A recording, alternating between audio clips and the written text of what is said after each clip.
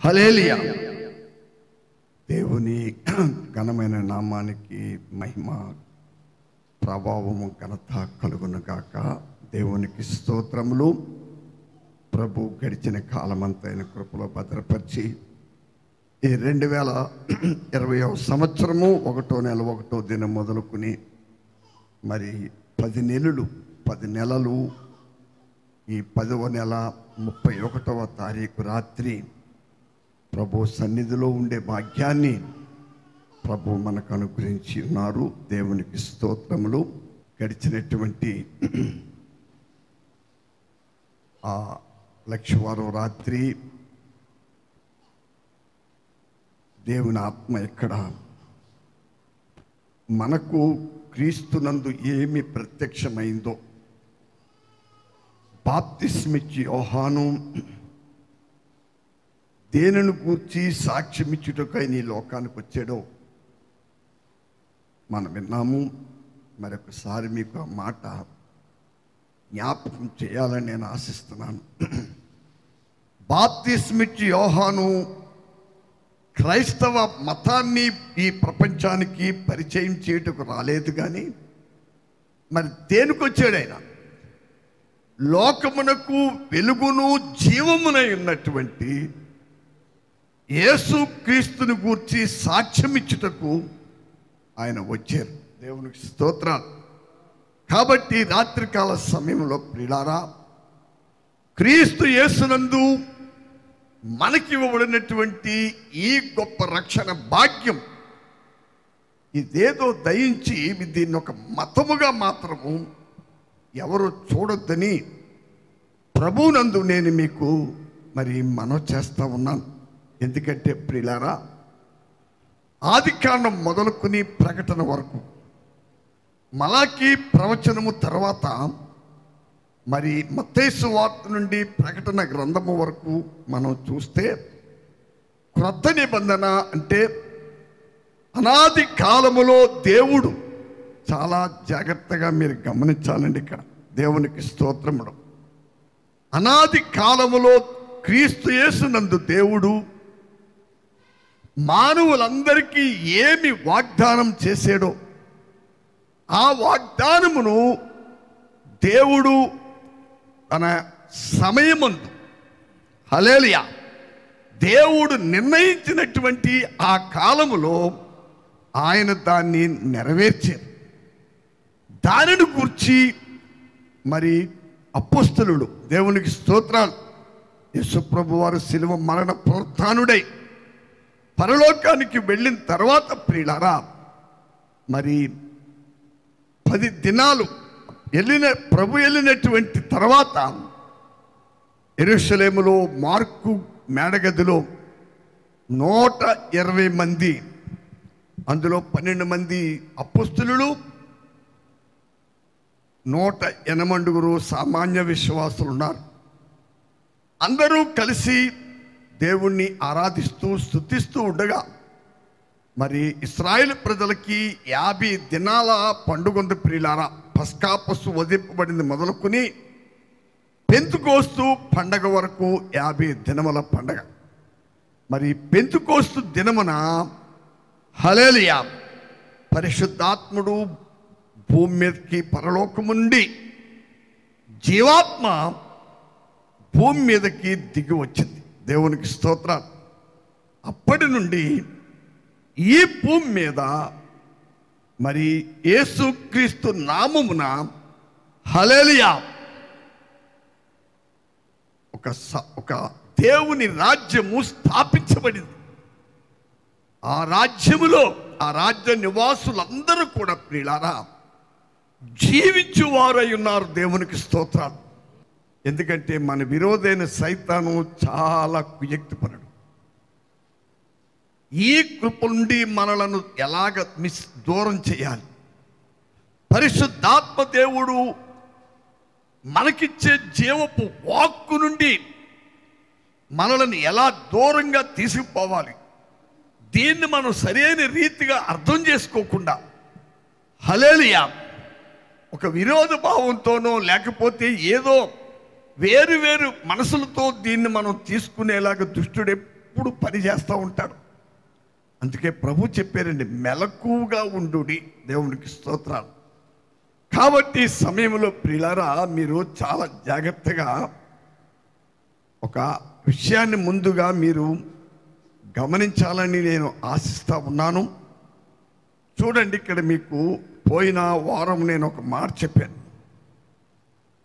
యోహాను రాసిన మొదటి పత్రిక 1వ అధ్యాయము 1 నుండి 4 వరకు మనం ఆ దినం ధ్యానం చేసి చదివాము. ఆ విషయాలు ఇంకా పూర్తి కాలేదు.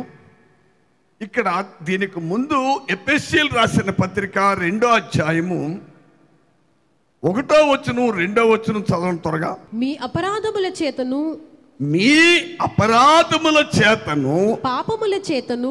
పాపముల చేతను మీరు చచ్చిన వారై ఉండగా ఆయన మిమ్మును క్రీస్తుతో కూడా బ్రతికించెను. లేక క్రీస్తు యేసు యొక్క జీవము మీకిచ్చి మీ అపరాధములు పాపములతో చచ్చిన మిమ్ములను ఆయన క్రీస్తు యేసు యొక్క జీవము ఇచ్చి ఆయన జీవింపచేసెను, లేక బ్రతికించెను.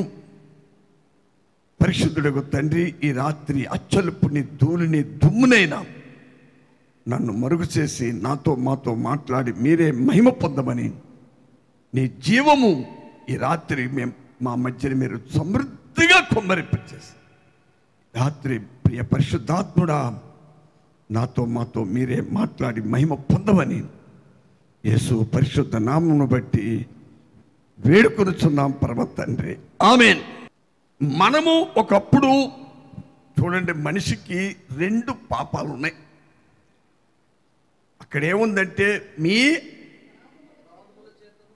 మీ అపరాధముల చేతను పాపముల చేతను ఉంది అక్కడ. అంటే మీరు బాగా గమనించాలి, అపరాధం అంటే మనం చేసిందండి. పాపము అనగా జన్మతా వచ్చింది. అంటే ఆదాము, ఆది పితరులైన ఆదాము అవ్వలు దేవుని పరిశుద్ధమైన ఆజ్ఞను, ఆ మంచి చెడులు తెలియపరచు వృక్ష ఫలము తిను దినమున పరిశుద్ధమైన దేవుని ఆజ్ఞను ధిక్కరించి ఆజ్ఞ అతిక్రమం అనే పాపము వారు చేసి, ఆ పాపము ద్వారా వారు ఏం తెచ్చుకున్నారండి? పాపము, జన్మ పాపం.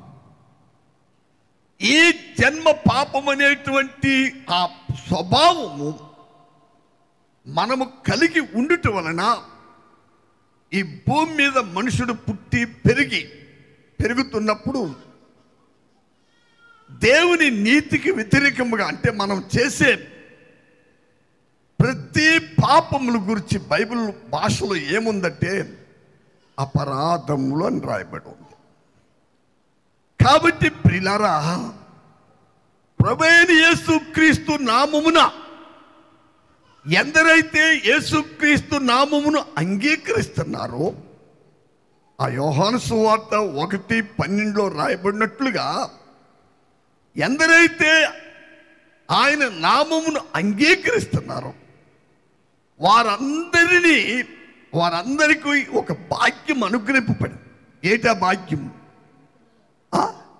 వారు దేవుని కుమారులై ఉన్నారు. దేవుని కుమారులు, కుమార్తెలై ఉన్నారు. దేవునికి స్తోత్రం. కాబట్టి మన అపరాధముల చేతను, పాపముల చేతను చనిపోయిన మనలను దేవుడు క్రీస్తు యేసు ద్వారా మనలను బ్రతికించాడు. అంటే ఆయన జీవాన్ని మనకిచ్చాడు. కాబట్టి విమోచించబడిన ప్రతి దేవుని బిడ్డ యేసు పరిశుద్ధ రక్తములో కడగబడి ఆయన ద్వారా పాప క్షమాపణ పొంది 32వ కీర్తనలో ఏమి రాయబడిందండి? తన అతిక్రమములకు పరిహారము నొందినవాడును తన పాపమునకు ప్రాయశ్చిత్తము నొందినవాడును ధన్యుడు. యెహోవా చేత నిర్దోషి అని ఎంచబడిన వాడు, ఆత్మలో కపటము లేనివాడు ధన్యుడు. ప్రియులారా, ఎప్పుడైతే మనము మారు మనసు పొంది పశ్చాత్తాపడి పాపముల విషయం ప్రభు వైపు తిరుగుతామో అప్పుడు ప్రభు మన పాపములను క్షమించి ఉన్నారు. మీరు ఒక విషయాన్ని గమనించాలండి. నా పాపాలు దేవుడు క్షమించాడా లేదా, ఇంకా ఏమన్నా ఉంచాడా, అలాంటి సందేహానికి దయించి ఎవరు చోటు ఇవ్వవద్దు. ఎందుకంటే అదంతా సైతాను ఇచ్చే ఆలోచన. మనము యథార్థముగా మారు మనసు పొంది పశ్చాత్తాపడి ప్రభు వైపు తిరిగినప్పుడు ఆయన ఖచ్చితంగా మన పాపాలు క్షమిస్తాడు. మన జన్మ కర్మ పాపములన్నిటినీ యేసు పరిశుద్ధ రక్తములో కడిగి శుద్ధీకరించి,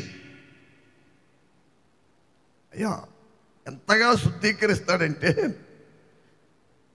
ఆత్మలో కపటము అనేది లేని స్థితికి, అంటే యథార్థమైన స్థితికి తీసుకొస్తాడు. నేను ఏదైనా ఒక కపటము, ఒక మాయ, ఒక ఏదైనా శరీర సంబంధమైన కపటపు సంబంధమైన నటనతో కూడిన స్థితి నీలో నాలో ఏది ఉన్నా దేవుని వాక్యపు వెలుగుతో అక్కడి నుండి దేవుడు దాన్ని బయటకు తీసేస్తాడు. అలాగే రక్షించబడినటువంటి ప్రతి దేవుని బిడ్డ వారు క్రీస్తుతో కూడా బ్రతికింపబడిన వారు. ఇక సావు, ఈ బలహీనత వల్ల నేను చనిపోతానేమో, చూడండి, వైద్య శాస్త్రాన్ని నేను తప్పని ఎప్పుడు చెప్పను. వైద్యము లేక వైద్య నిపుణులు మరి మన శరీరాన్ని ఎక్స్రే లేక స్కానింగ్ చేసినప్పుడు శరీరములో ఏ ఏ బలహీనతలు వారికి కనపడుతున్నాయో అవి మన శరీరంలో ఉంటే మన శరీరానికి ఎలాంటి హాని కలుగు చేస్తాయో, వాటి ద్వారా శరీరం ఎలాగ చనిపోతుందో ఇవి వారికి బాగా తెలుసు. కాబట్టి వారు కనుగొన్నది, వారు చూసింది, వారు తెలిసింది మనకి చెప్తూ ఉంటారు. చాలా జాగ్రత్తగా మీరు వినాలి. మరి మన శరీరంలో శరీర మరణానికి కారణమైనటువంటి ఆ గాయాన్ని, లేకపోతే ఏ పరిస్థితి మనం కలుగున్నామో దాన్ని ఆపరేషన్ ద్వారానో లేక మెడిసిన్ ద్వారానో మరి దాన్ని చంపేయడానికి, ఆ బలహీనతను మనలో నుంచి తీసేయడానికి వారు వైద్యం చేస్తారు. మనకి దేవునికి స్తోత్రాలు. మన శరీరాల్లో ఉన్న కొన్ని బలహీనతలు బట్టి మనం వైద్యుల దగ్గరికి వెళ్ళినప్పుడు వారికి కనుగొన్నది తెలిసింది చెప్తారు. నీవు రక్షించబడిన విశ్వాసం అయితే హల్లెలూయా, యేసు క్రీస్తు ద్వారా, ఆ ఎఫెసీయులకు రాసిన పత్రిక 2వ అధ్యాయము ఆ 1వ వచనంలో రాయబడ్డ మాట, మనము మన అపరాధముల చేతను పాపముల చేతను సచ్చిన వారమై ఉండగా ఆయన మిమ్ములు క్రీస్తుతో కూడా బ్రతికించెను. హల్లెలూయా. అయ్యా, ఇది ప్రమాణ వాక్యము. ప్రమాణ వాక్యం అంటే మీకు అర్థమైందా? మనలను రక్షించిన మన ప్రభు మనకు ప్రమాణ పూర్వకముగా చెప్పే మాటది. మీరు బాగా గమనించాలి. క్రీస్తునందు లేని ఒక వ్యక్తి అతడు మరణానికి సంబంధించిన వాడు. హల్లెలూయా. అతనిలో జీవము లేదు. అంటే ఏ జీవము? ఆ వ్యక్తి భూమి మీద బ్రతకడానికి ప్రాణం ఉంది, కానీ క్రీస్తు జీవము లేదు ఆ వ్యక్తిలో. హల్లెలూయా. ఘనత, మహిమ, ప్రభావం ప్రభువైన యేసుక్రీస్తు ద్వారా తండ్రి అయిన దేవునికి మహిమ కలుగునుగాక. ప్రియులారా, మీకు అర్థమవుతుందండి. క్రీస్తుకు వేరుగా ఉన్న ఒక అన్యుల్లో, ఒక వ్యక్తిలో భూమి మీద జీవించడానికి అవసరమైన ప్రాణం ఉంది. కానీ జీవింప చేయుచున్న జీవమైన క్రీస్తు ఆత్మ లేక క్రీస్తు జీవము ఆ వ్యక్తిలో లేదు. ఎవరిలో? క్రీస్తుకు వేరుగున్న వ్యక్తిలో. నీవు నేను ఎవరైనా సరే ప్రపంచంలో క్రీస్తు నందు ఉన్న ఎడల, క్రీస్తులో మనం నిలిచి ఉన్న ఎడల ప్రియులారా, మరి మనకేముందండి? క్రీస్తు జీవము మనము కలిగి ఉన్నాం. దేవునికి స్తోత్రం. క్రీస్తు జీవము కలిగి ఉన్న మనము ఇక మరణము అనే విషయాన్ని, ఆ సబ్జెక్టు సంపూర్తిగా చంపేయాలి. హల్లెలూయా. నేను 45 సంవత్సరాల ప్రియులారా ఒక బోధకుడుగా మీకు బోధిస్తలేదు. ఇది గడిచిన 45 సంవత్సరాల కాలం క్రీస్తు యేసు యొక్క జీవముతో హల్లెలూయా జీవిస్తూ ఆ జీవమునకు 45 సంవత్సరాల సజీవ సాక్షిని నేను. చాలా జాగ్రత్తగా మీరు గమనించండి. కొంతమంది ప్రవక్తలు, దైవజనులు నా గురించి ప్రవచించిన ప్రవచనాన్ని బట్టి ఆయన రాకడ ఆలస్యమైతే ప్రియులారా ఇంకా 16, 17, 18 ఏళ్ళు భూమి మీద నేను జీవించాలి. దేవుని సేవార్థమే, ఆయన మహిమ కొరకు. ఏంటి ఒక క్రీస్తుకు వేరుగా ఉన్న వ్యక్తికి, క్రీస్తులో ఉన్న వ్యక్తికి ఏంటి తేడా అంటే, నీవు నేను మనకు మనం బ్రతకలేదండి.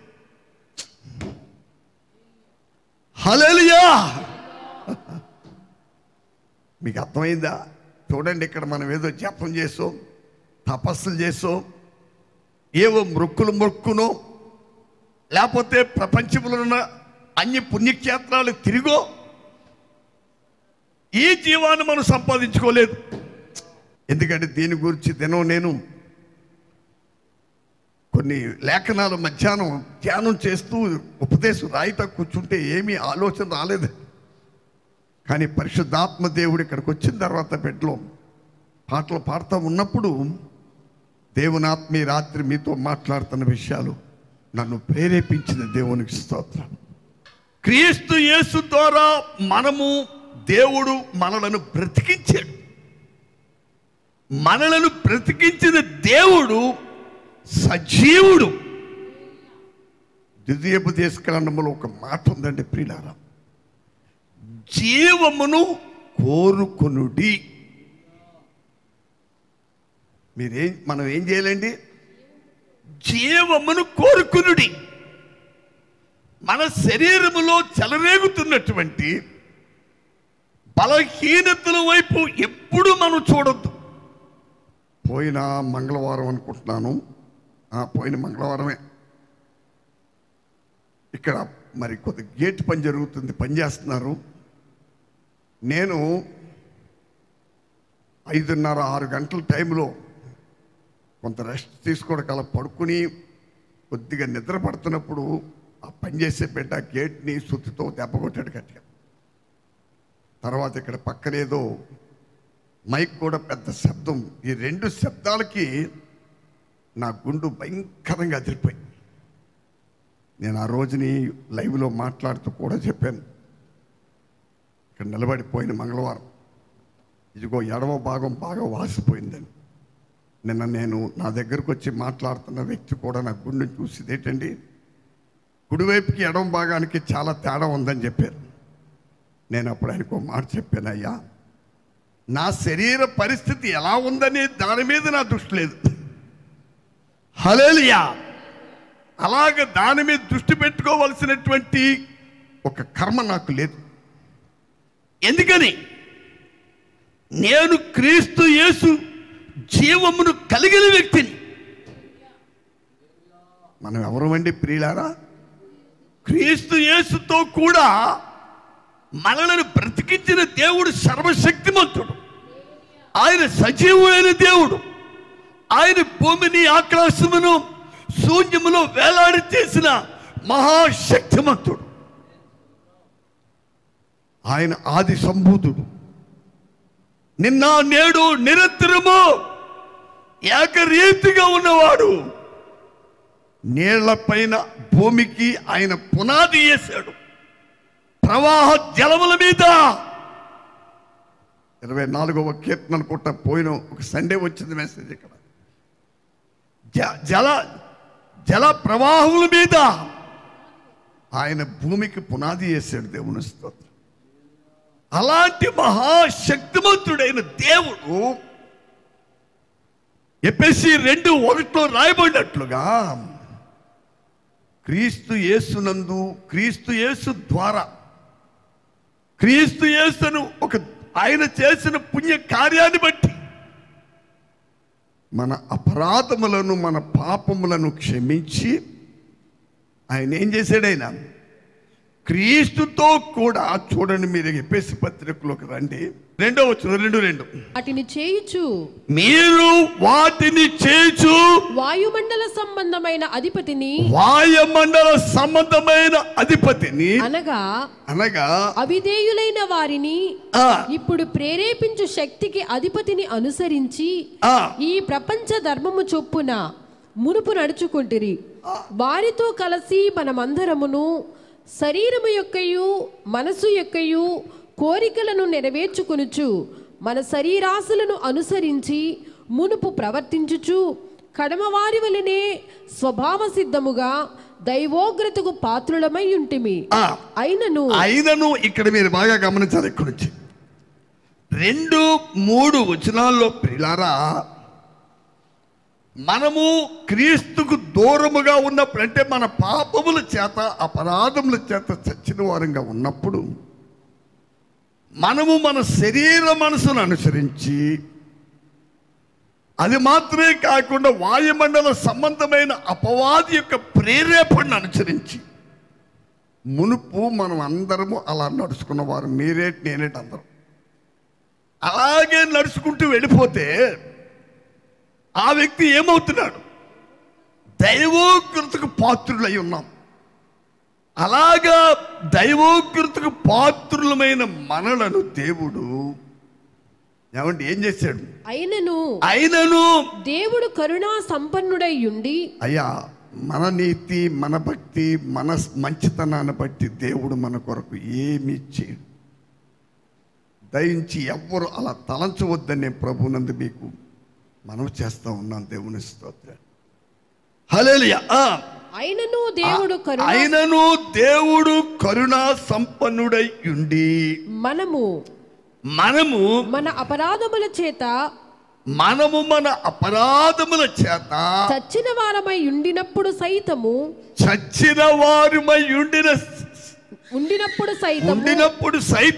మన ఎడల చూపిన తన మహాప్రేమ చేత. అయ్యా, ఇది అసలు మర్మం. మన ఎడల చూసిన దేవుడు తన మహాప్రేమ చేత మనలను క్రీస్తుతో కూడా మరలా రెండోసారి పరిశుద్ధాత్మ దేవుడు పౌలు గారి ద్వారా ఇక్కడ మళ్ళీ ఏం చెప్తున్నాడు? మనలను క్రీస్తుతో కూడా బ్రతికించెను. హల్లెలూయా. ప్రియులారా, ఎప్పుడైనా మనకున్న బలహీనతలు ప్రభు ఒకసారి మనకు స్వస్థత ఇచ్చిన తర్వాత అండి, నేను ఇంకా ఉన్నానని చెప్పేసి మనలను ఏ బలహీనతల నుండి ప్రభు విడిపించాడో, ఆయన కరుణ చేతని, కనికరము చేతని, గాయపరచబడిన హస్తము ద్వారా మనకున్న రోగమును బాగుపడిన తర్వాత కూడా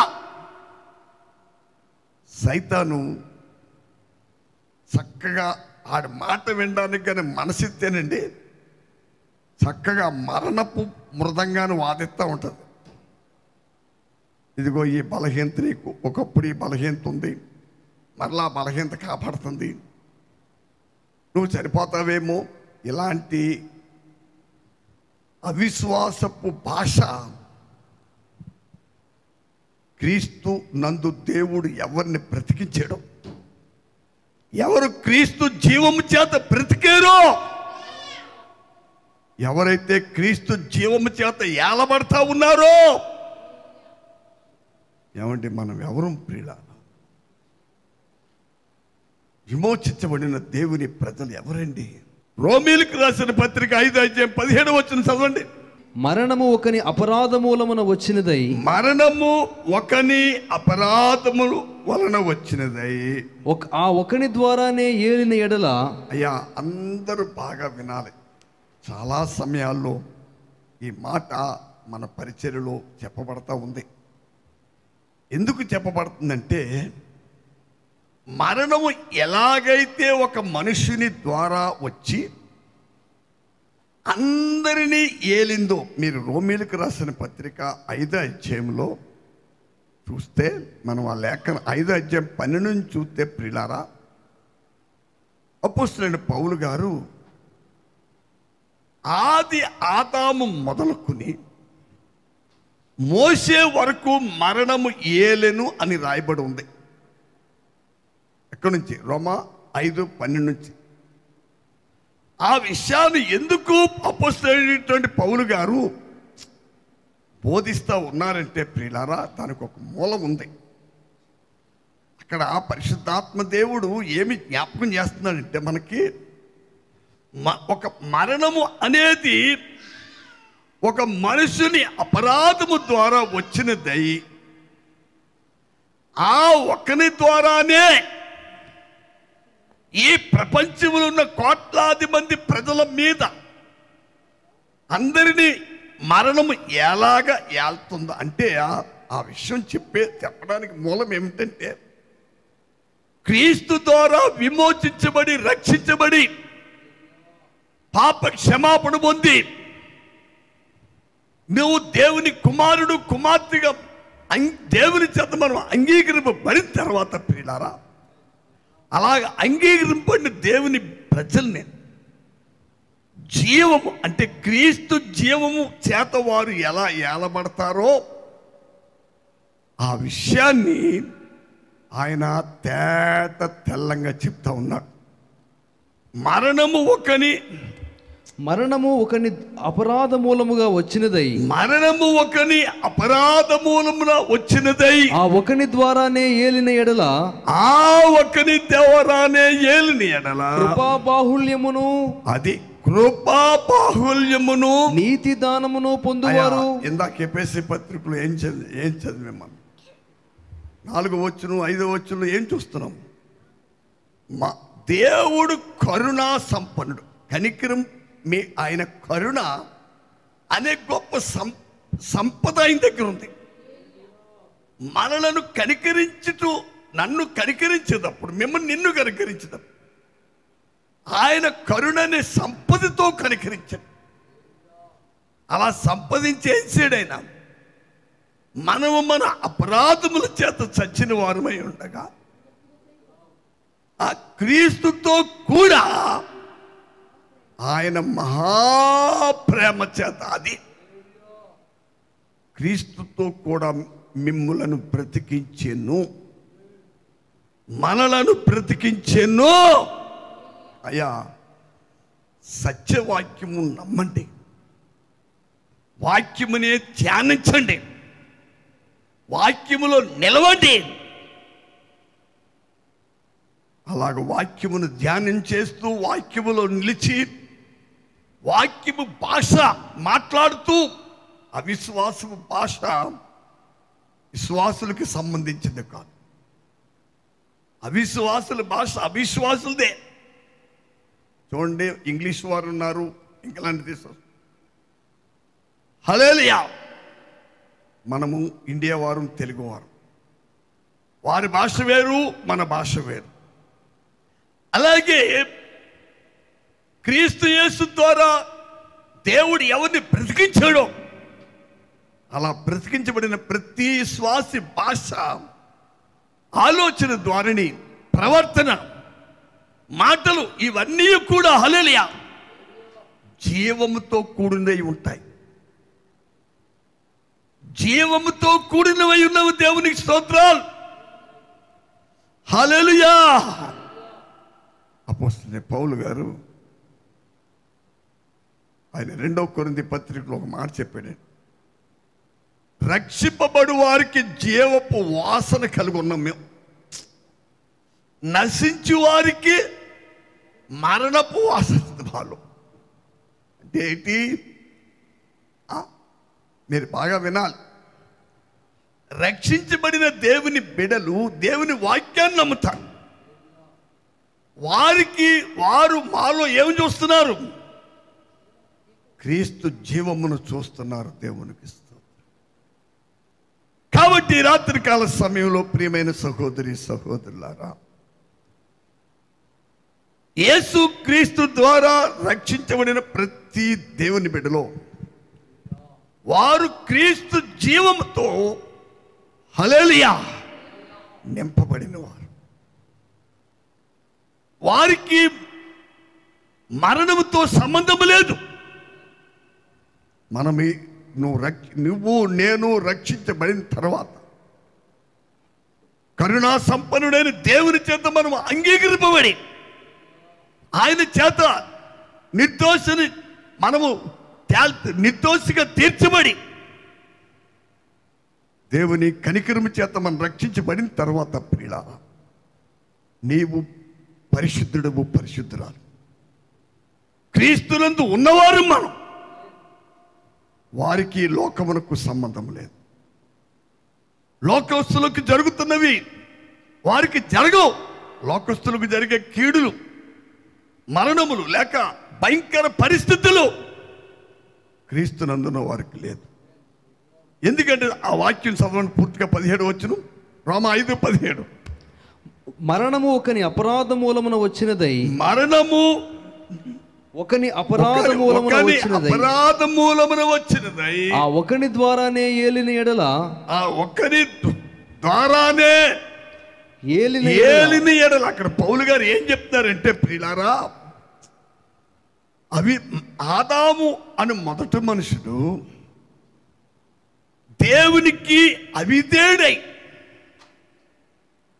లోకములోనికి ఏం తెచ్చాడు? మరణాన్ని తెచ్చాడు. చూడండి, మీకు ఒక మాట.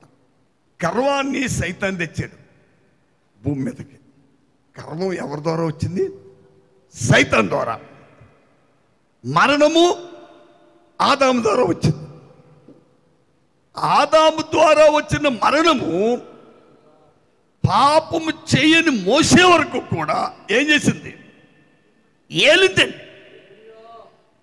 మీరు రోమా పత్రిక 5:12 చదువుకున్న తర్వాత పాపము చేయని 3 నెలల పిల్లవాడైనటువంటి మోసే మీద కూడా ఏం చేయబడిందండి?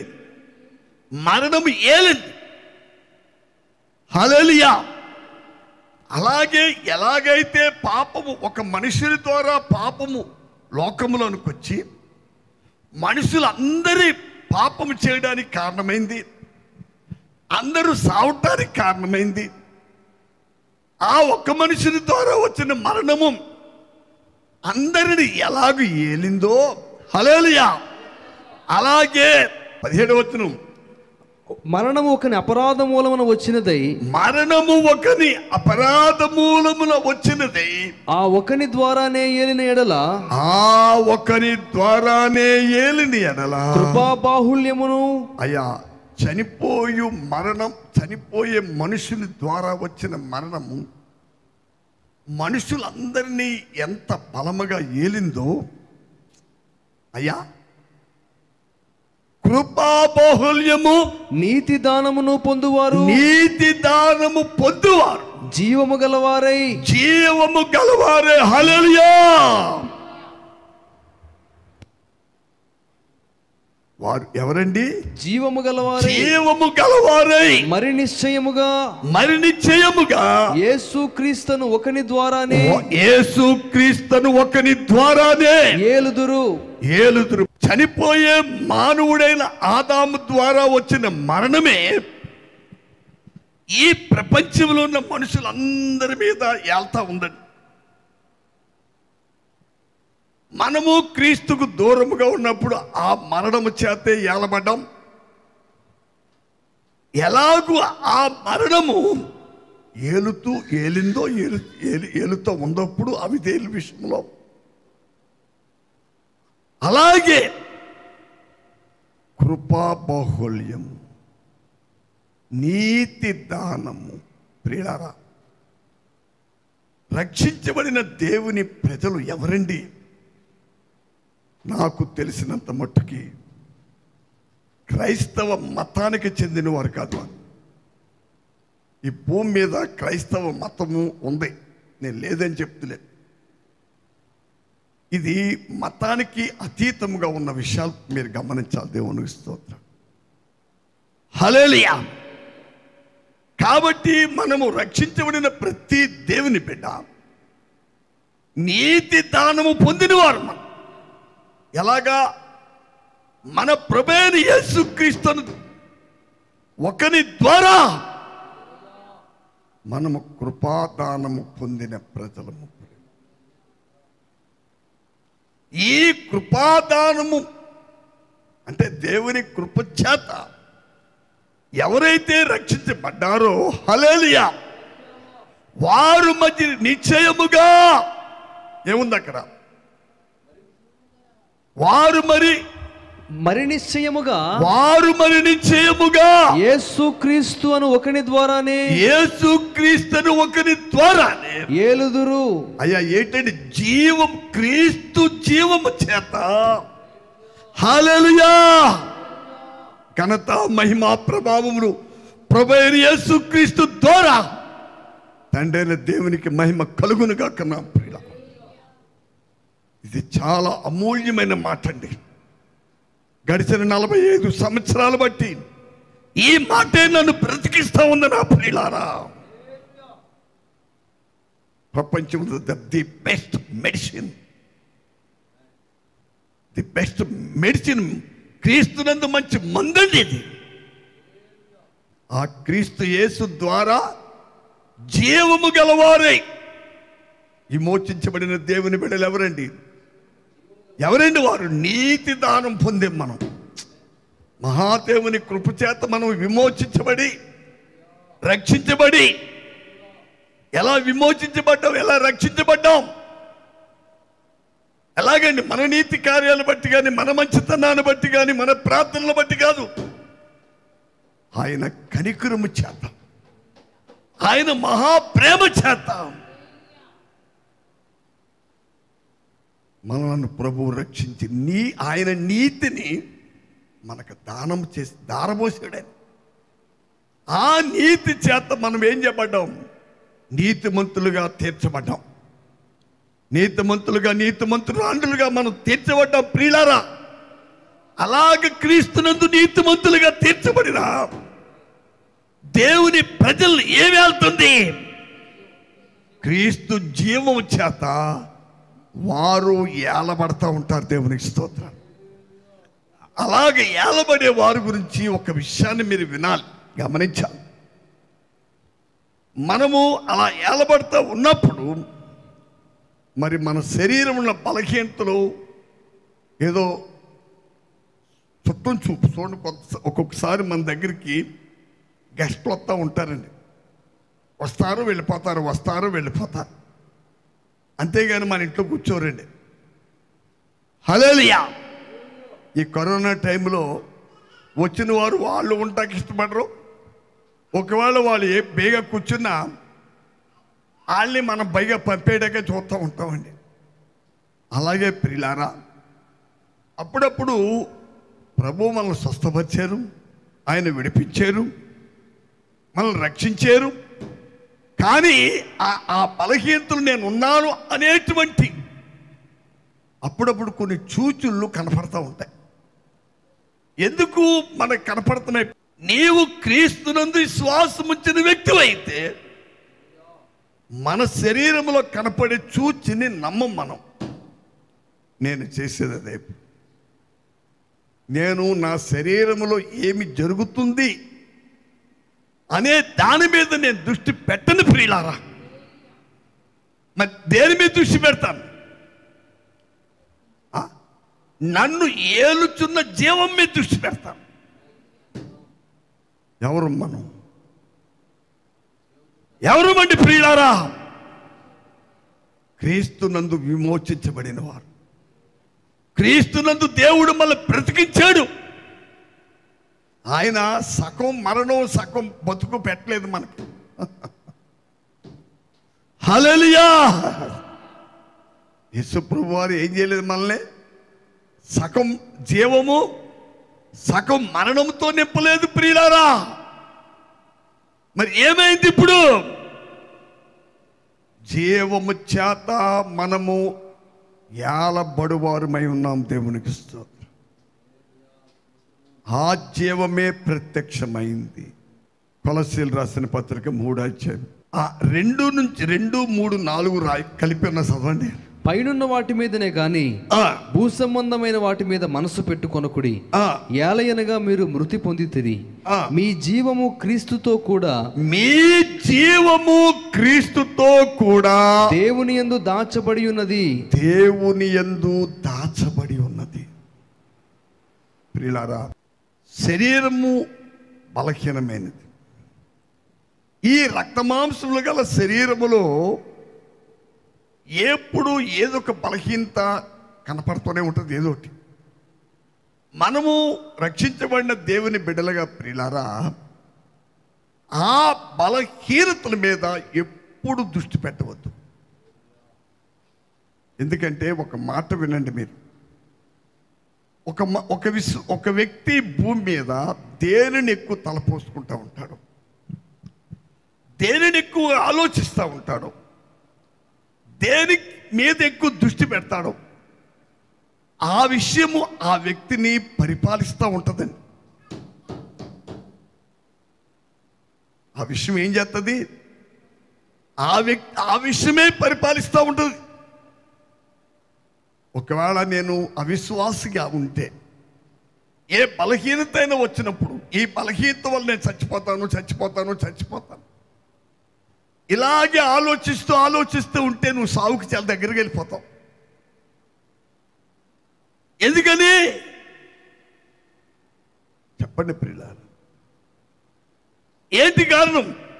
దేనిని గూర్చి నువ్వు ఎక్కువ ఆలోచించి ధ్యానిస్తూ ఉంటావు, అదే మనల్ని ఏళ్తూ ఉంటుంది. దేవుని స్తోత్రం. ఏమండి, ఎందుకు ఈ ప్రసంగాలు? 66 పుస్తకాల గల ఈ జీవపు గ్రంథం మనకి ఎందుకు ఇవ్వబడి?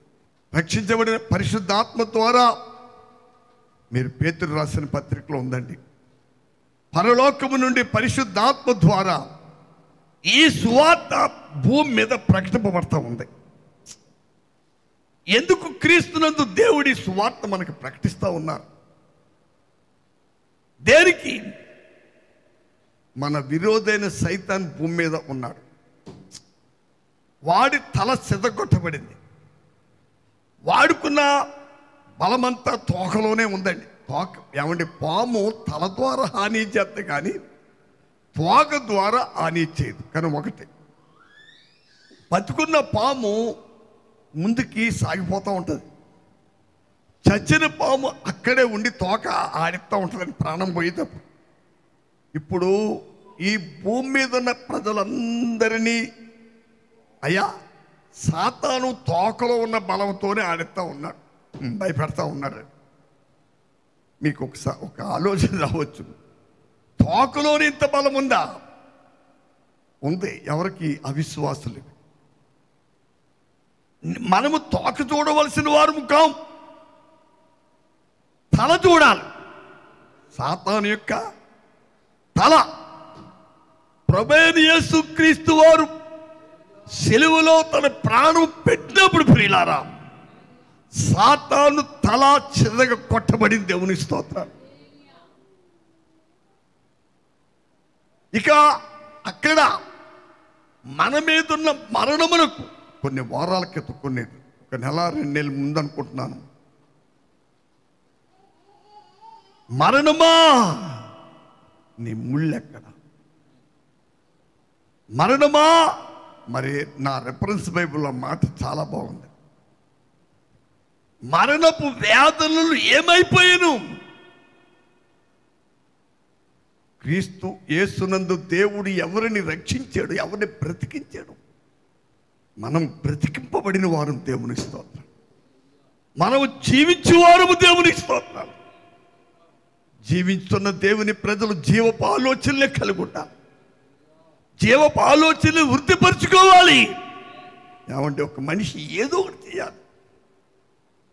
సావును గురించి ఆలోచించాలి, లేక జీవాన్ని గురించి ఆలోచించాలి. ఏదో ఒకటి చేస్తాను, చేయకుండా ఉండలేవు. హల్లెలూయా. నువ్వు విమోచించబడిన దేవుని బిడ్డవైతే, దేవుని వాక్యాన్ని నమ్మే వ్యక్తివైతే, నువ్వు జీవాన్ని క్రీస్తునందు మనకి ఇవ్వబడిన జీవమును కూర్చి తలపోసుకుంటా ఉంటావు. జీవమును గురించి ఆలోచించి తలపోసుకుని మాట్లాడి దాన్నే పదే పదే ధ్యానం చేసే దేవుని బిడ్డలు ఆ జీవము చేత హల్లెలూయా ఏలబడుతూ ఉంటారండి. హల్లెలూయా.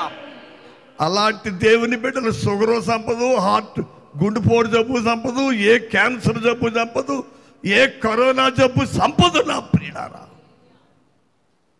ఎందువల్ల?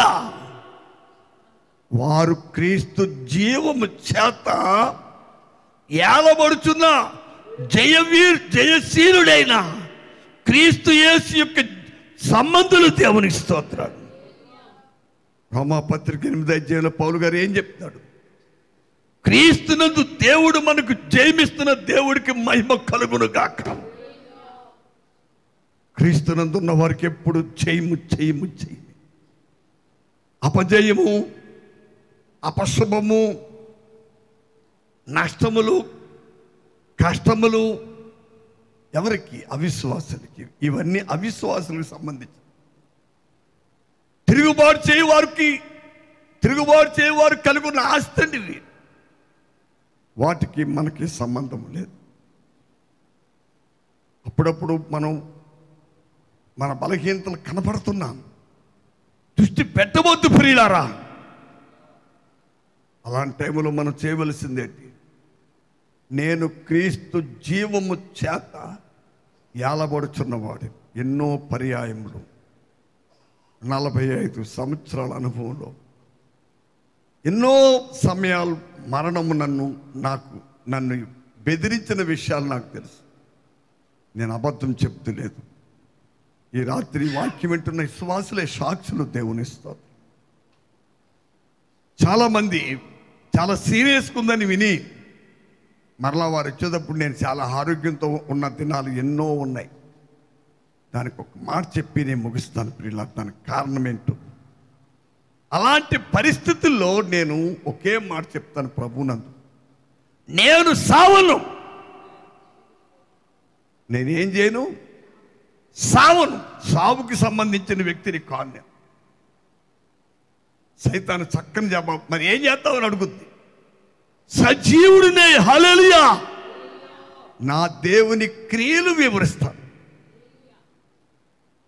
నేను సావను, సజీవుడినై నా దేవుని క్రియలు వివరిస్తాను. అమ్మా అయ్యా దృష్టి పెట్టండి దయించి. ఏదో ఒక దినాన్ని ఈ పరిస్థితులు మన దగ్గరికి వస్తాయి. వచ్చినప్పుడు నువ్వు జయించాలంటే ఈ బోధలో నువ్వు నిలిచి ఉండాలి. దేవుని స్తోత్రం. ఈ కృపలో నువ్వు స్థిరంగా నిలబడాలి. ఎందుకంటే మనం జీవించు వారమై ఉన్నాం. దేవుని స్తోత్రం. ఎలా జరిగింది ఇది? మహాదేవుని కనికరము చేత, ఆయన మన ఎడల చూపిన మహాప్రేమ చేతండి ప్రియులారా. ఏ దేశపు రాజుకైనా ఆ దేశంలో ఉన్న ఒక పేదవాడి మీద ప్రేమ దయ కలిగినప్పుడు ఏం చేస్తాడు? ఆ పేదవాడిని తన దగ్గర పిలిచి, ప్రధానమంత్రిని పిలిచి, హల్లెలూయా, ఇదిగో ఖజానాదారుడి ద్వారా ఖజానాలో ఉన్న సంపదలో ఇతడు అవసరాలకు మించింది ఇమ్మని చెప్తాడు. దేవుని స్తోత్రం. కాబట్టి రాత్రికాల సమయంలో ప్రియులారా, మనము అడుగు వాటికంటేను, ఊహించు వాటికంటేను అత్యధికముగా చేయగలిగిన సర్వ సంపద గల దేవుడు మన తండ్రి. రక్షించబడిన దేవుని బిడ్డలు నిరుత్సాహంతో ఉండవద్దు. పరిస్థితులు ఎలా తారుమారు అవుతున్నా పరిస్థితుల వైపు దయించి దృష్టి పెట్టవద్దని క్రీస్తునందు మీకు నేను చెప్తున్నాను. నేను అనుభవంతో చెప్తున్నాను. దేవుని స్తోత్రం. యేసుక్రీస్తు పరిశుద్ధ రక్తము ఈ భూమి మీద ఉన్న అన్ని శక్తుల కంటే గొప్పది. దేవుని స్తోత్రం. ఆ రక్తము ద్వారా విమోచించి, బైబిల్లో ఏమి రాయబడిందండి? అమూల్యమైన రక్తము ద్వారా విమోచించబడిన ప్రజలు మనము. పూర్వ పాట ఉందండి, మన సహవాసుల పూర్వం దినాల్లో పాడేవారు. అమూల్యమైన రక్తము ద్వారా విమోచించబడిన వారులారా. హల్లెలూయా.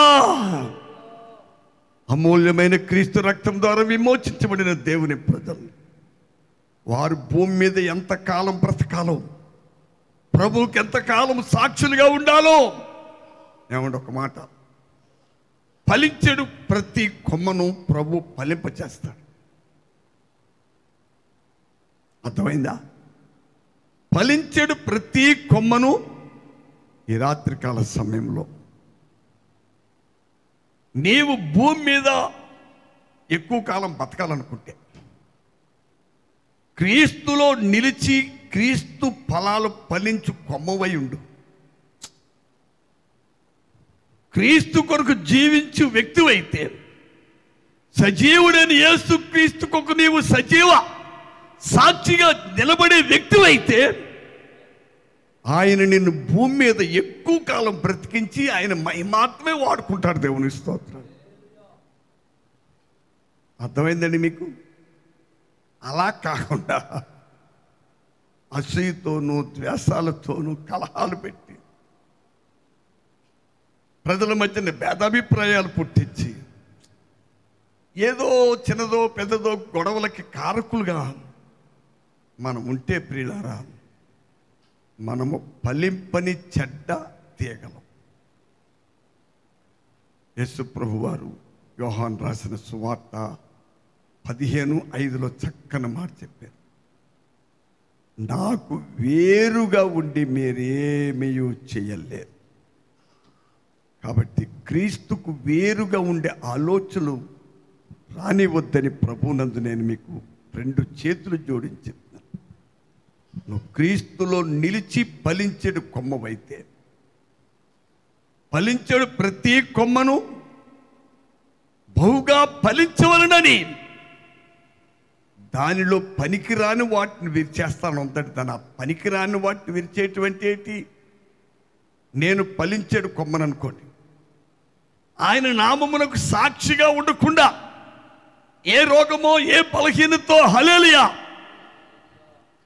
ఏదో ఒక పరిస్థితి చూడండి. పోయిన మంగళవారం గురించి నేను చెప్పాను, గుండు చాలా భయంకరంగా వాసిపోయింది. నేను నిలబడినప్పుడు కూడా చెప్పాను, నేను మీకు క్లియర్గా కాపాడితే ఎడమ భాగం ఎలా ఉందో చూడమని.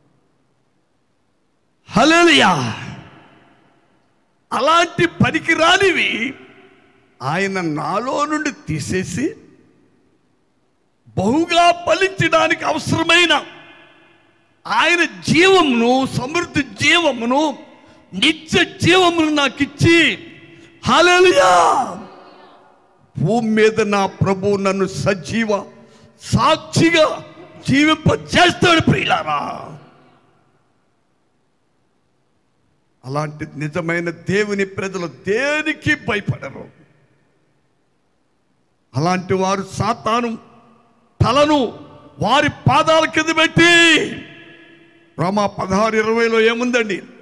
సమాధానకర్తయగు దేవుడు సాతానుని మీ పాదముల కింద పెట్టి నిశ్చయముగా శీఘ్రముగా వాని తల చెదగ తొక్కిస్తాడు, నీ చేత నా చేత.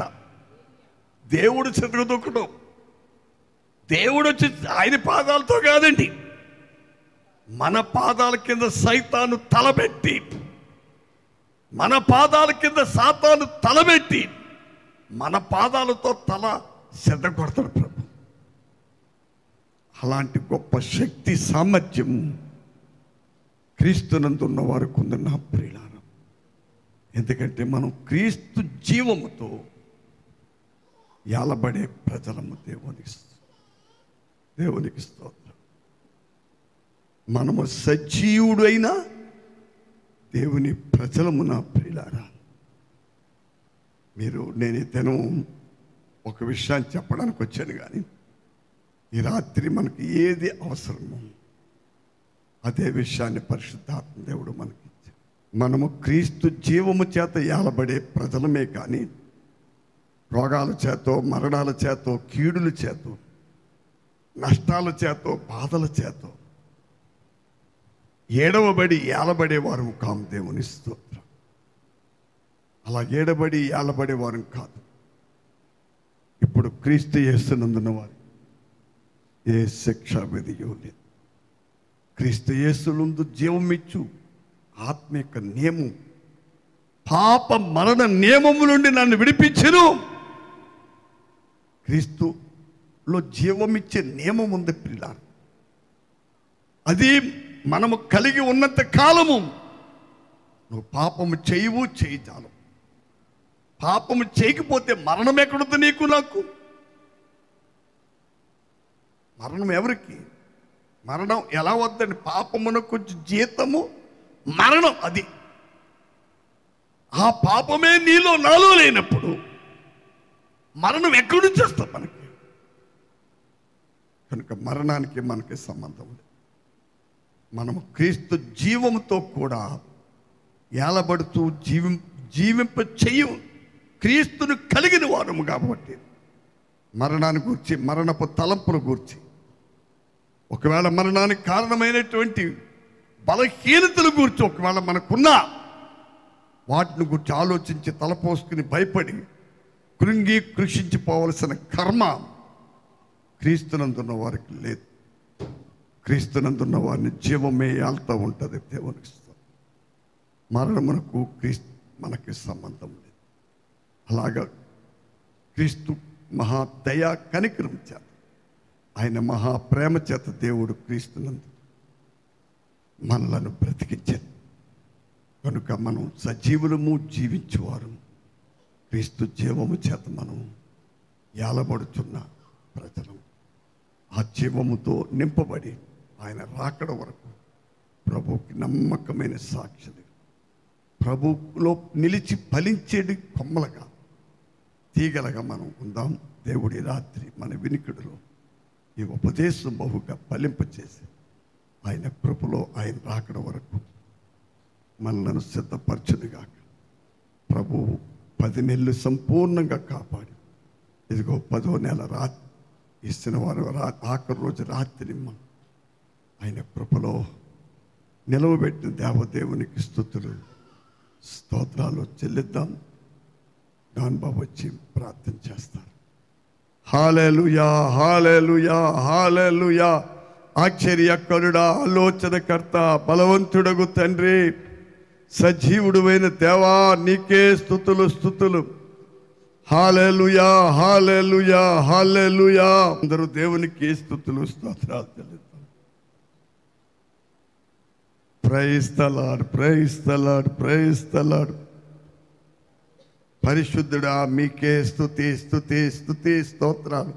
కరుణా సంపన్నుడు అయిన తండ్రి, రాత్రి నన్ను మమ్మల్ని ప్రేమించి నాయన మీ కృపచేత మాతో మాట్లాడారు.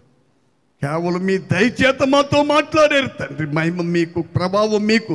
ప్రభువైన యేసుక్రీస్తు నామములో తండ్రి అయిన దేవునికి ఇప్పుడు ఎల్లప్పుడు యుగముల పర్యంతము మహిమ, ప్రభావం, ఘనత, ప్రభావం, మహిమ కలుగులుగాక.